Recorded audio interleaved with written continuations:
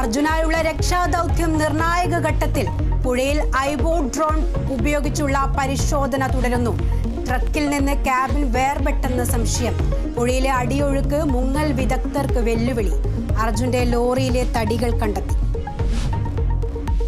തിരുവനന്തപുരം ടെക്നോസിറ്റിയിൽ ഭീതി പരത്തിയ കാട്ടുപോത്തിനെ മയക്കുവെടിവെച്ചു. വെടിവെച്ചത് പിരപ്പൻകോട് ജനവാസ മേഖലയിൽ നിന്ന്. കാട്ടുപോത്തിനെ പാലോട് ഫോറസ്റ്റ് ഓഫീസിലേക്ക് മാറ്റി. ടെക്നോസിറ്റി പ്രദേശത്തെ കാട് വൃത്തിയാക്കുമെന്ന് മന്ത്രി GR അനിൽ. സംസ്ഥാനത്ത് ശക്തമായ മഴ തുടരും. 8 ജില്ലകളിൽ യെല്ലോ അലർട്ട്. തൃശൂർ തെക്കൻ പാലയൂരിൽ മിന്നൽ ചുഴലിൽ വ്യാപക നാശം. ഉത്തരേന്ത്യയിൽ മഴക്കെടുതിയിൽ 8 മരണം.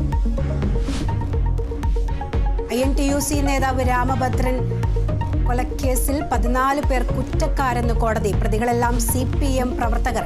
ജില്ലാ സെക്രട്ടേറിയറ്റ് അംഗമടക്കം 4 പേരെ വെറുതെ വിട്ടു. ശിക്ഷാവിധി ഈ മാസം 30-ന്. പദവിയേക്കാൾ വലുത് രാജ്യമെന്ന് US president Joe Biden. Kamala ഹാരിസിനെ സ്ഥാനാർത്ഥിയാക്കിയത് ജനാധിപത്യം സംരക്ഷിക്കാൻ, രാജ്യത്തെയും പാർട്ടിയെയും ഒരുമിപ്പിക്കാനാണ് തെരഞ്ഞെടുപ്പിൽ നിന്ന് പിന്മാറിയതെന്നും ബൈഡൻ. പാരീസ് ഒളിമ്പിക്സിന് നാളെ തിരിതെളിയും. ആദ്യയിനമായ അമ്പെയ്ത്തിൽ പ്രതീക്ഷയോടെ ഇന്ത്യ. ഫുട്ബോളിൽ ലോക ചാമ്പ്യന്മാരായ അർജന്റീനയെ തോൽപ്പിച്ച് മൊറോക്കോ.